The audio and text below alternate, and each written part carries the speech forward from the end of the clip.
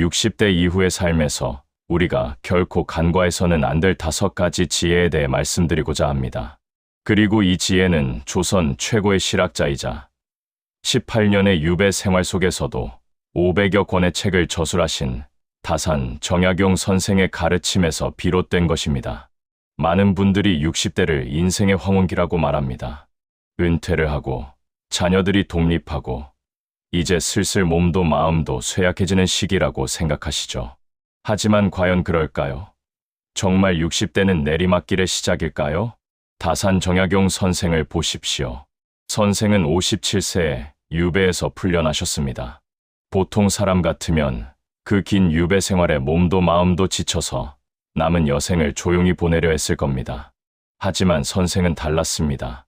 유배에서 돌아온 후에도 계속해서 글을 쓰고 제자들을 가르치고 백성을 위한 개혁안을 연구하셨습니다. 75세로 돌아가실 때까지 단 한순간도 배움과 실천을 멈추지 않으셨습니다. 오늘날 평균 수명은 80세를 훌쩍 넘었습니다. 60대면 아직 20년, 30년의 시간이 남아있다는 뜻입니다. 이 긴 시간을 어떻게 보내느냐에 따라 우리 인생의 진짜 가치가 결정됩니다. 그래서 오늘 이 시간이 더욱 중요합니다. 자, 그럼 이제부터 다산 선생의 지혜를 통해 60대 이후 우리가 반드시 기억해야 할 5가지 삶의 원칙에 대해 깊이 있게 살펴보겠습니다. 첫 번째, 늙어서도 배움을 멈추지 마십시오.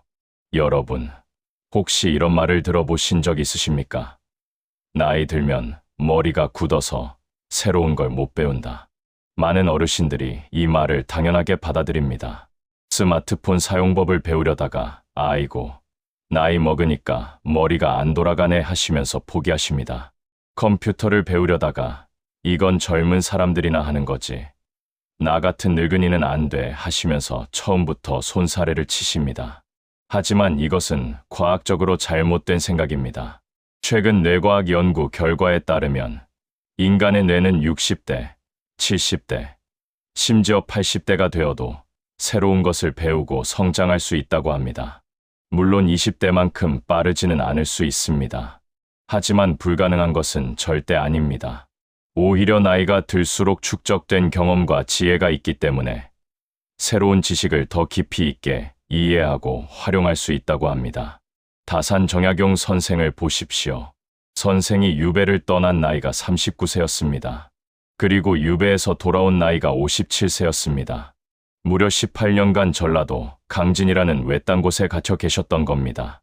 가족도 만나지 못하고 벼슬도 하지 못하고 그저 죄인으로 낙인 찍혀 살아야 했습니다.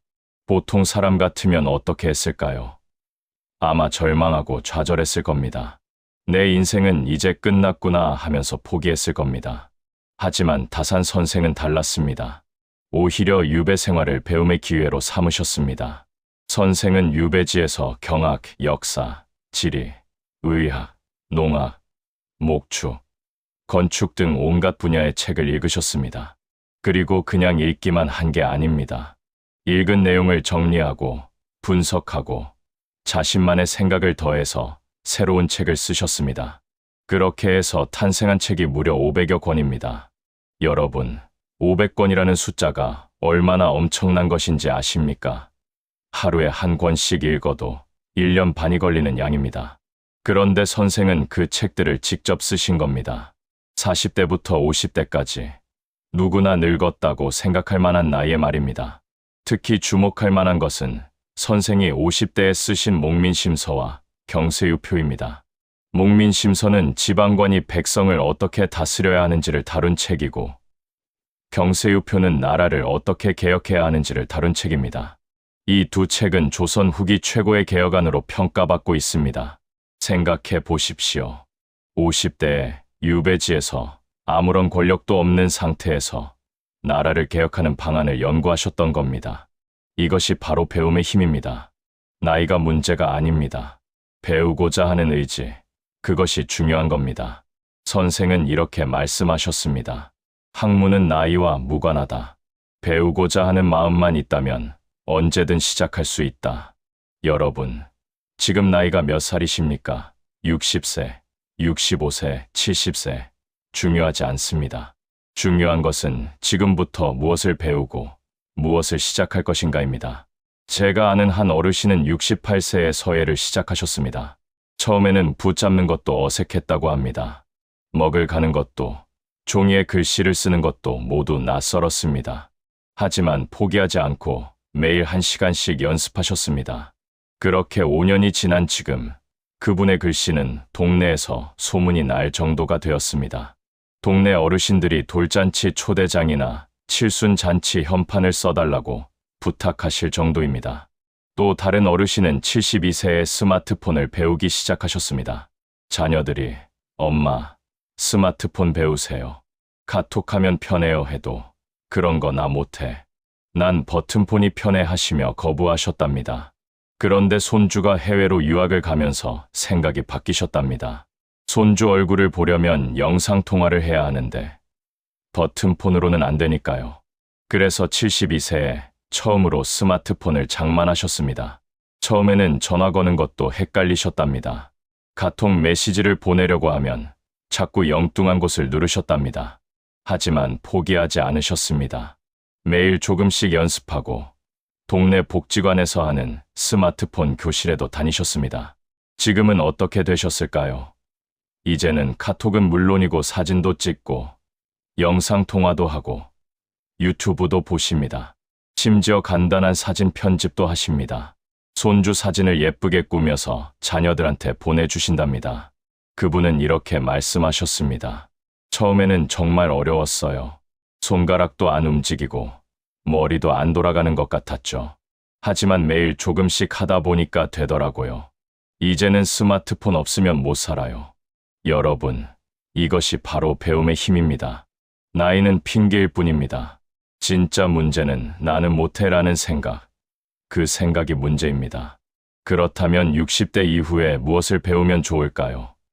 정답은 없습니다. 본인이 하고 싶은 것, 관심 있는 것을 배우면 됩니다.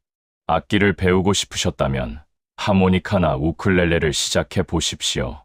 그림을 그리고 싶으셨다면 수채화나 색연필화를 배워보십시오. 글쓰기에 관심이 있으시다면 수필쓰기나 자서전 쓰기에 도전해 보십시오. 요리를 더 잘하고 싶으시다면 요리 강좌를 들어보십시오. 건강에 관심이 많으시다면 영양학이나 운동 이론을 공부해 보십시오. 요즘은 배울 수 있는 곳이 정말 많습니다. 동네 복지관이나 주민센터에서는 무료로 다양한 강좌를 제공합니다. 평생교육원이나 문화센터에서는 저렴한 비용으로 양질의 수업을 들을 수 있습니다. 유튜브에는 무료 강의가 넘쳐납니다. 도서관에는 책이 가득합니다. 문제는 환경이 아닙니다. 문제는 의지입니다. 나이 들어서 뭘 배워 하는 순간 우리의 성장은 멈춥니다. 늦었지만 한번 해볼까 하는 순간 우리의 인생은 다시 시작됩니다.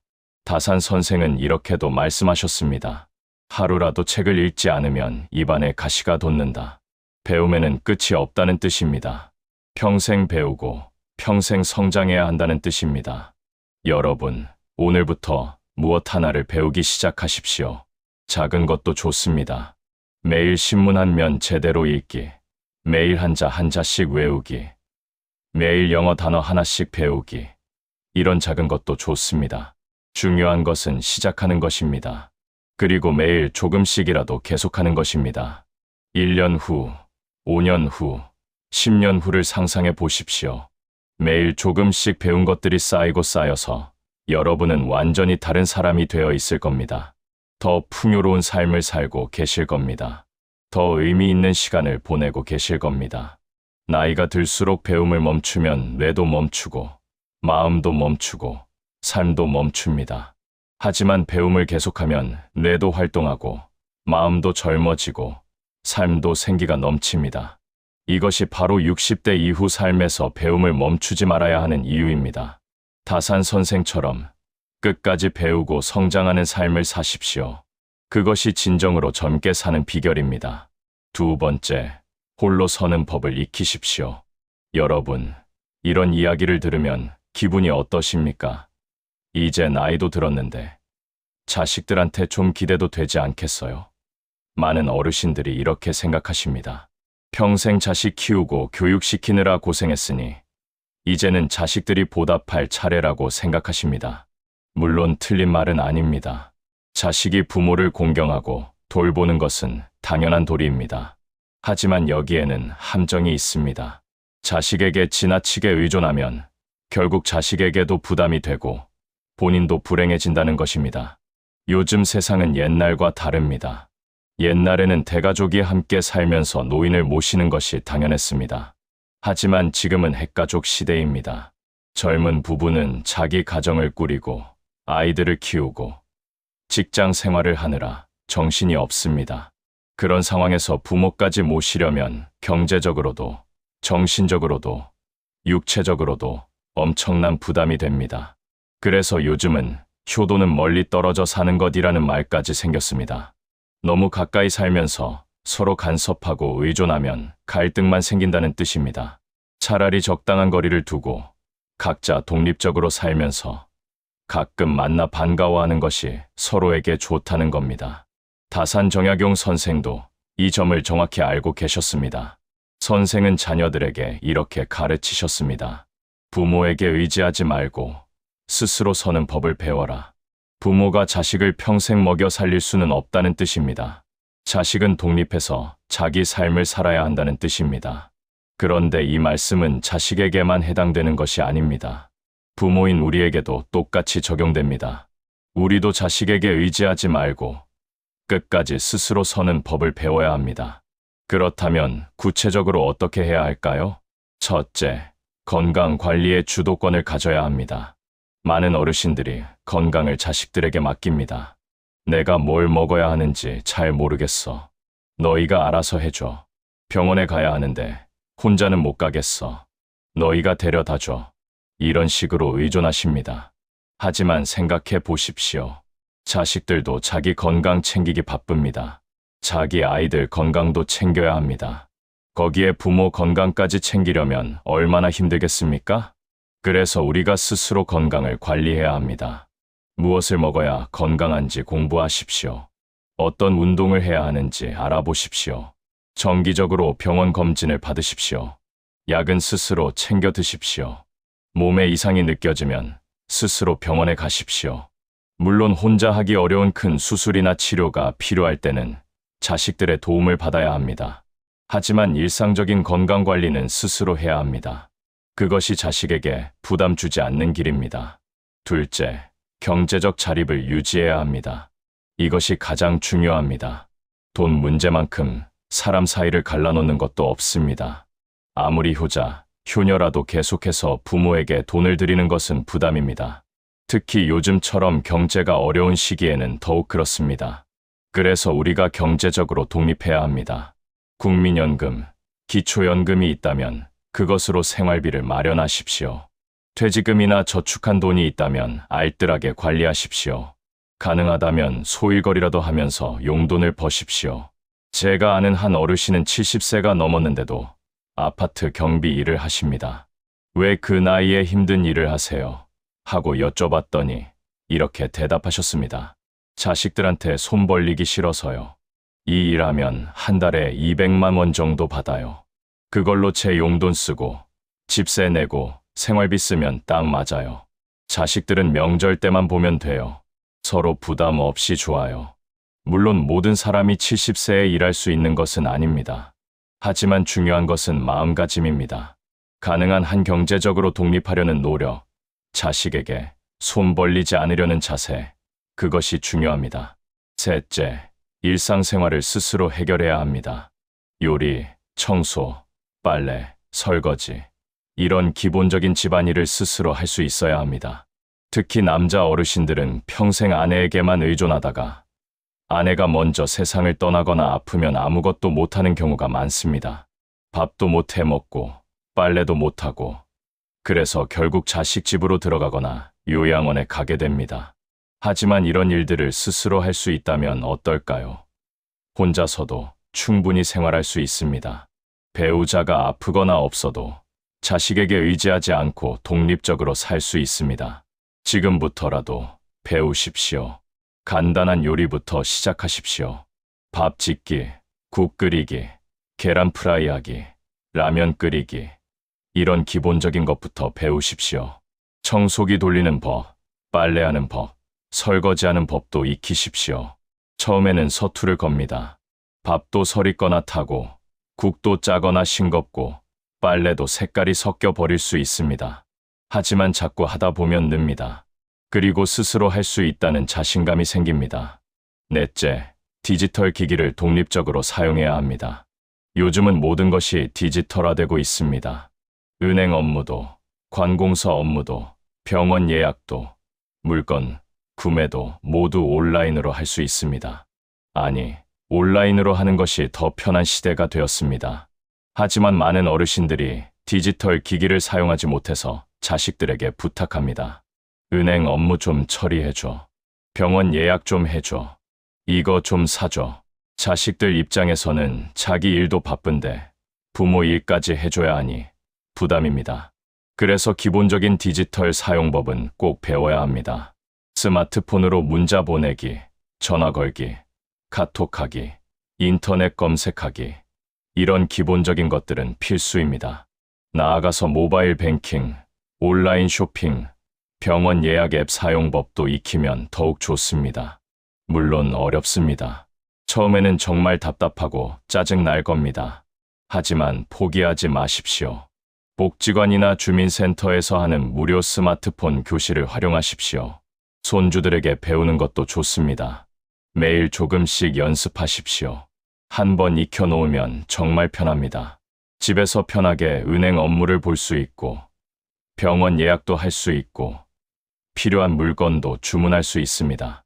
자식들한테 부탁하지 않아도 됩니다. 이것이 바로 독립입니다. 다산 선생이 강조하신 것도 바로 이것입니다. 독립적인 삶, 스스로 서는 삶, 자식에게 효도를 강요하는 것이 아니라 자식에게 부담 주지 않는 것이 진짜 사랑입니다. 생각해 보십시오. 자식들이 부모를 편하게 모실 수 있으면 효도도 기쁘게 합니다. 하지만 부모가 지나치게 의존하고 요구하면 자식들도 지치고 부담스러워합니다. 그러면 서로 관계가 나빠집니다. 반대로 부모가 독립적으로 잘 지내면 어떨까요? 자식들은 부모가 대견하고 존경스럽습니다. 가끔 찾아뵙고 맛있는 것 사드리고 함께 시간을 보내는 것이 기쁩니다. 서로 부담 없이 좋은 관계를 유지할 수 있습니다.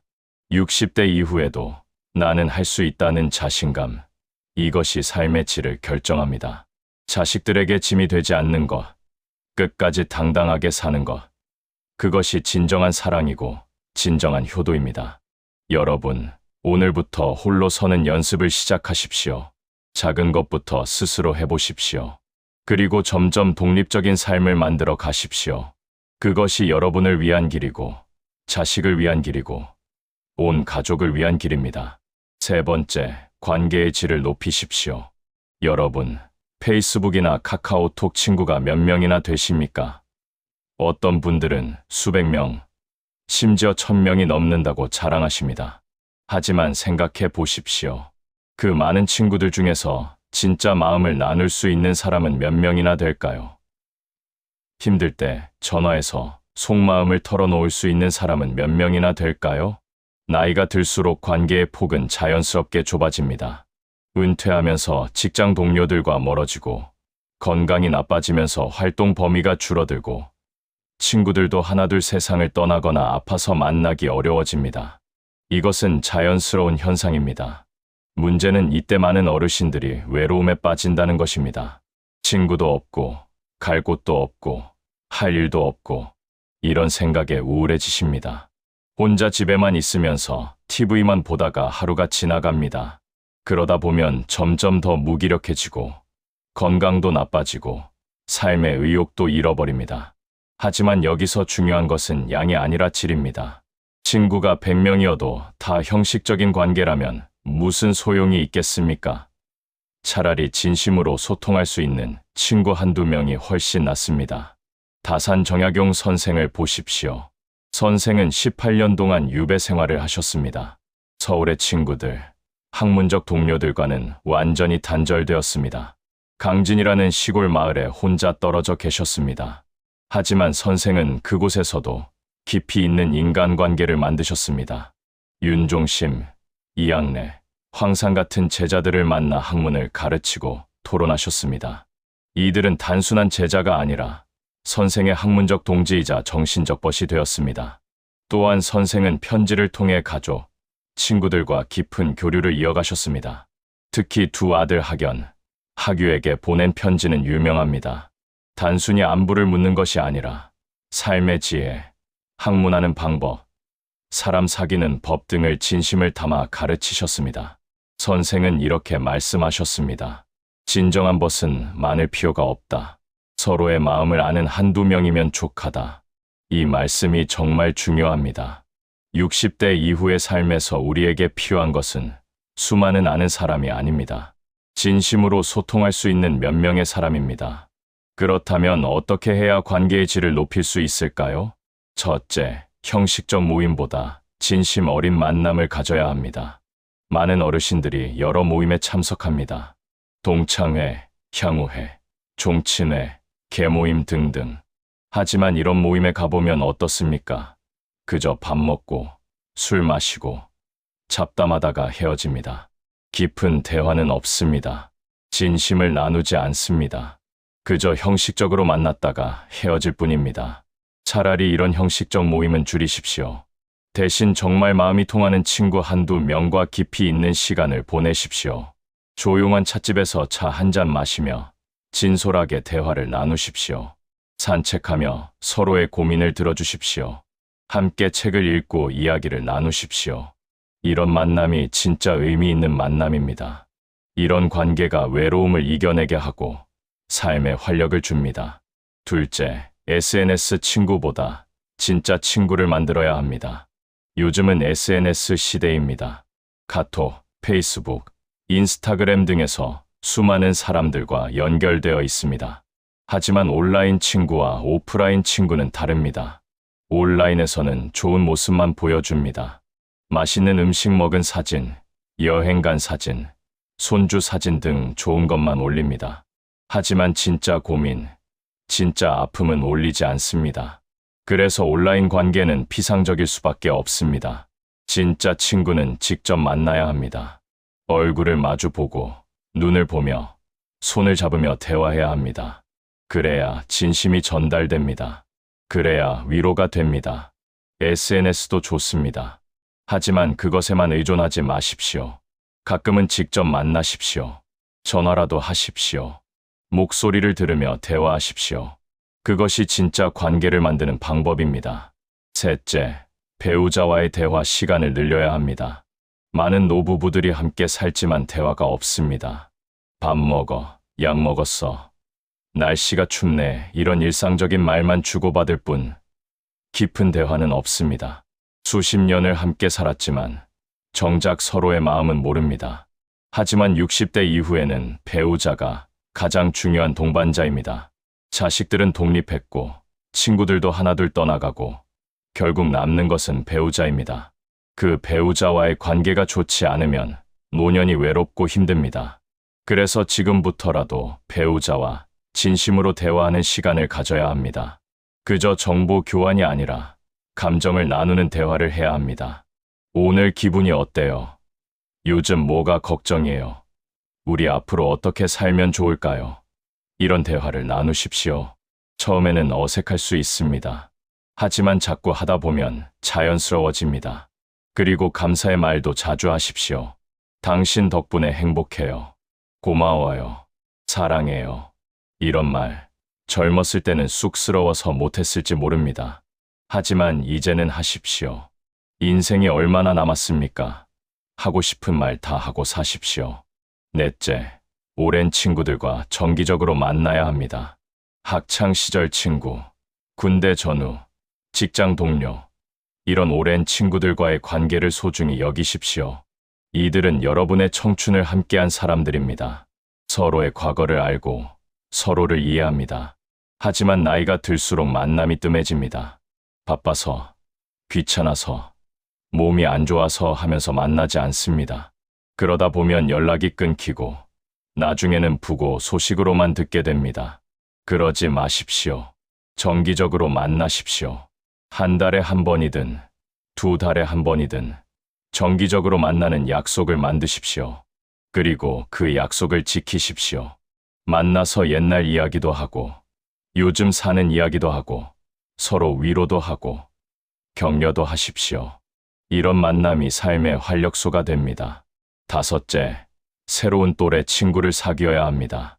오랜 친구도 좋지만 새로운 친구도 필요합니다.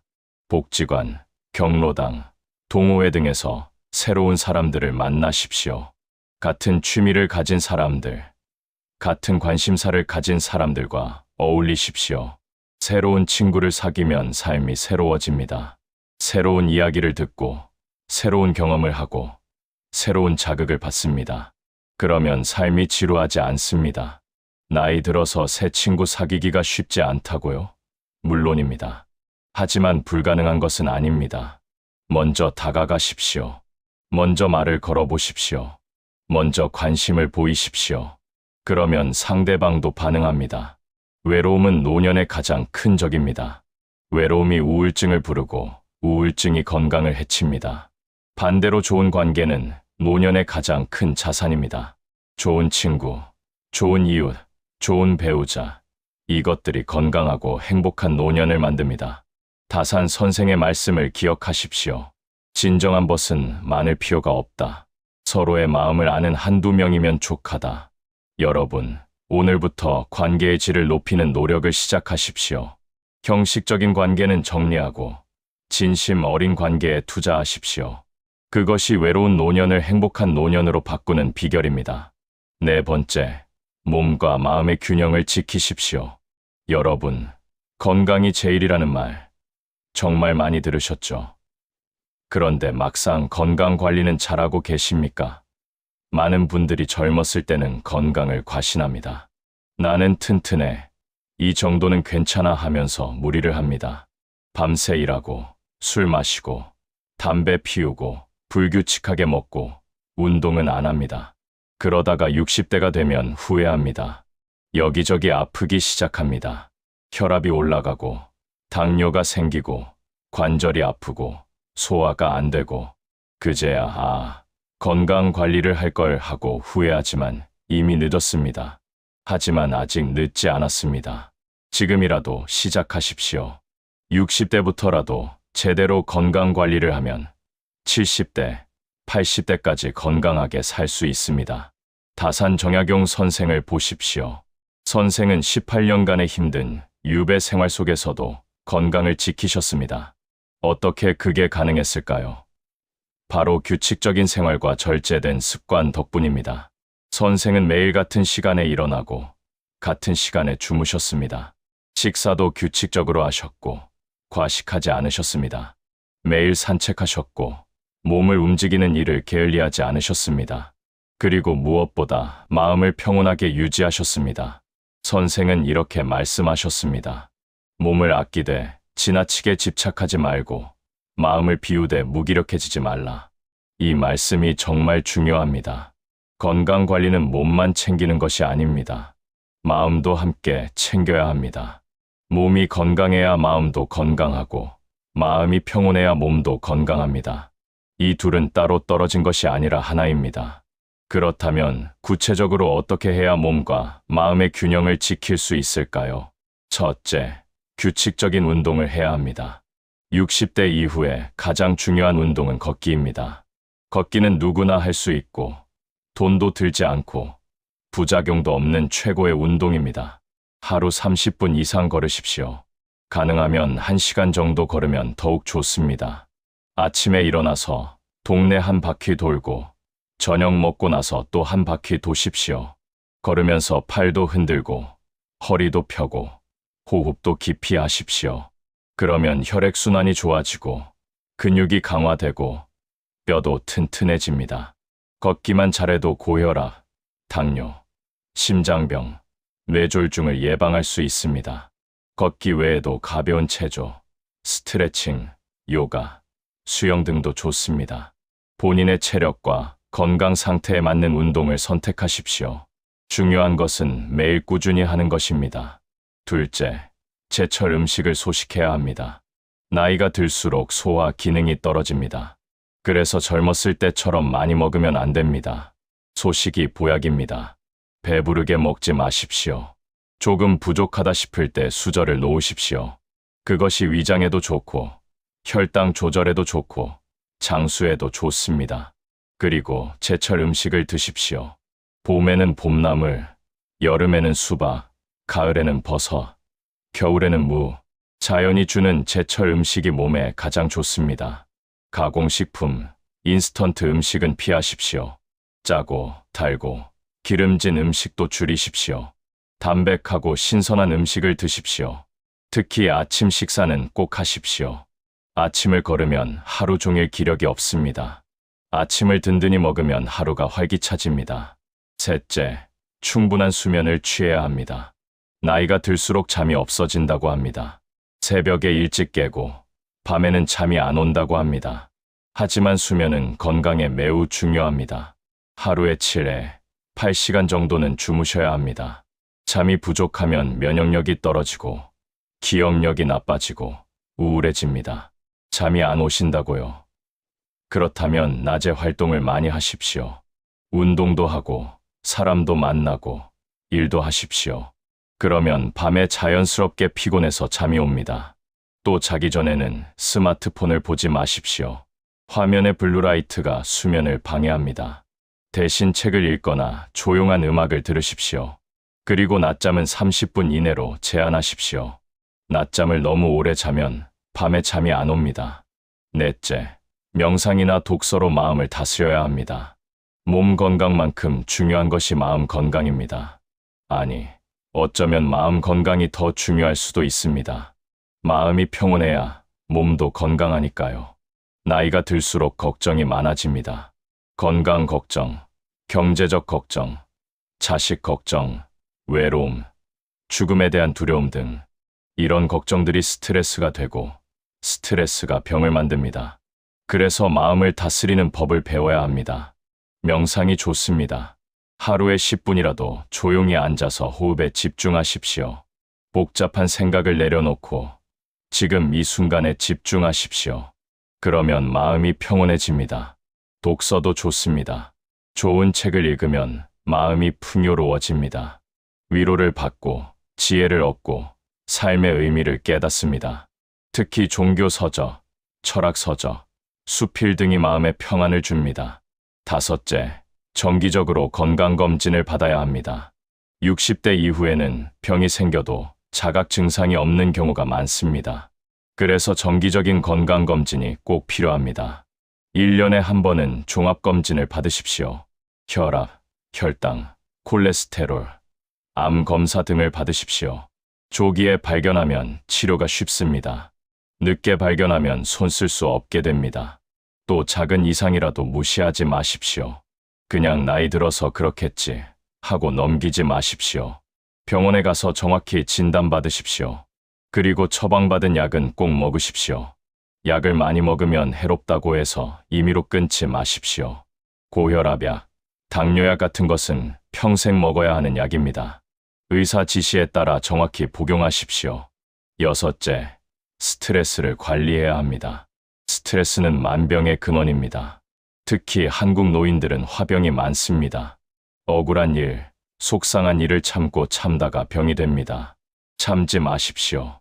말해야 할 때는 말하십시오. 화날 때는 적절히 화를 내십시오. 물론 상대를 공격하는 것이 아니라 내 감정을 표현하는 것입니다. 나는 지금 화가 났어요. 나는 이런 점이 속상해요. 이렇게 말하십시오. 그러면 상대방도 이해하고 나도 시원해집니다. 또 스트레스를 풀 수 있는 취미를 가지십시오. 노래, 춤, 그림, 글쓰기, 원예 등 무엇이든 좋습니다. 좋아하는 것을 하면 스트레스가 풀립니다. 다산 선생의 말씀을 기억하십시오. 몸을 아끼되 지나치게 집착하지 말고 마음을 비우되 무기력해지지 말라. 지나치게 건강에 집착하면 그것도 스트레스입니다. 너무 신경 쓰지 마십시오. 기본적인 것만 잘 지키면 됩니다. 규칙적으로 먹고, 자고, 운동하고, 그것이면 충분합니다. 반대로 마음을 비운다고 해서 무기력하게 살면 안 됩니다. 아무것도 안 하고 멍하니 있으면 마음도 몸도 망가집니다. 적당히 할 일을 만들고 움직이고 활동해야 합니다. 여러분, 60대 이후 10년, 20년의 삶의 질은 지금 어떻게 몸과 마음을 관리하느냐에 달려 있습니다. 지금 조금 불편하고 귀찮더라도 건강 관리에 투자하십시오. 그것이 미래의 나를 위한 최고의 선물입니다. 5번째, 삶의 의미를 재정립하십시오. 여러분, 은퇴하고 나서 허무함을 느껴보신 적 있으십니까? 수십 년간 직장에 다니며 바쁘게 살다가 어느 날 갑자기 은퇴하고 나니까 할 일이 없습니다. 아침에 일어나도 갈 곳이 없고 하루 종일 TV만 보다가 잠자리에 듭니다. 이게 뭐 하는 건가 하는 공허함이 밀려옵니다. 자녀들이 독립하고 나면 더욱 그렇습니다. 평생 자녀 키우고 교육시키느라 열심히 살았는데 자녀들이 다 나가고 나니 삶의 목표가 사라진 것 같습니다. 이제 뭐 하며 살지 하는 막막함이 찾아옵니다. 많은 어르신들이 이 시기에 우울증에 빠집니다. 삶의 의미를 잃어버리고 무기력해지고 심하면 자살까지 생각합니다.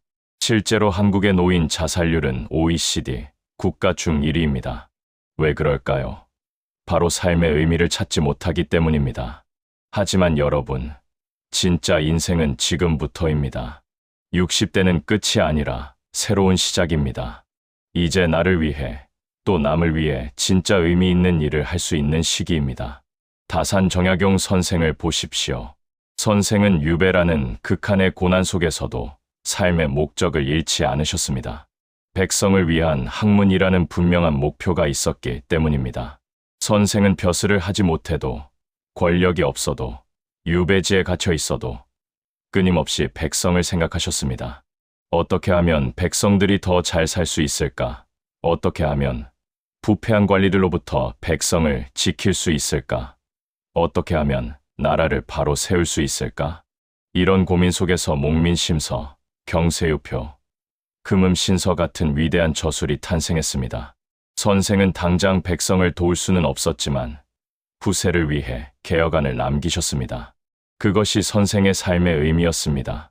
선생은 이렇게 말씀하셨습니다. 늙어서도 세상에 보탬이 되는 삶, 그것이 진정한 가치다. 여러분, 우리도 마찬가지입니다. 나이가 들었다고 해서 쓸모없는 사람이 아닙니다. 오히려 이제야 진짜 가치 있는 일을 할 수 있습니다. 그렇다면 구체적으로 어떻게 삶의 의미를 재정립할 수 있을까요? 첫째, 나를 위한 삶에서 이웃을 위한 삶으로 전환해야 합니다. 젊었을 때는 자기 자신을 위해 살았습니다. 돈 벌고, 집 사고, 자녀 교육시키고, 이런 것들이 삶의 목표였습니다.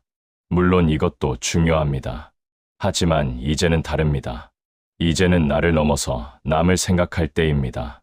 내가 가진 것을 나누고, 내가 배운 것을 가르치고, 내 경험을 전해줄 때입니다. 자원봉사를 하십시오. 복지관에서 노인분들 식사 봉사를 하십시오. 독거노인 가정을 방문해서 말벗이 되어 드리십시오. 무료 급식소에서 배식 봉사를 하십시오. 길거리 쓰레기를 줍는 환경 봉사를 하십시오. 이런 작은 봉사가 삶의 의미를 줍니다. 나도 누군가에게 도움이 되는구나. 나도 쓸모 있는 사람이구나 하는 자긍심이 생깁니다. 그리고 봉사를 받는 사람도 행복하지만 봉사를 하는 사람이 더 행복합니다. 둘째, 손주 돌봄이 아닌 손주 교육자가 되어야 합니다. 많은 할머니, 할아버지들이 손주를 돌봅니다. 맞벌이 부부를 위해 손주를 맡아서 키웁니다. 물론 좋은 일입니다. 하지만 단순히 밥 먹이고 기저귀 갈고 재우는 것만으로는 아깝습니다. 손주에게 삶의 지혜를 전해주십시오. 옛날 이야기를 들려주십시오. 역사를 가르쳐 주십시오. 예절을 가르쳐 주십시오. 할머니, 할아버지만이 줄 수 있는 것들이 있습니다.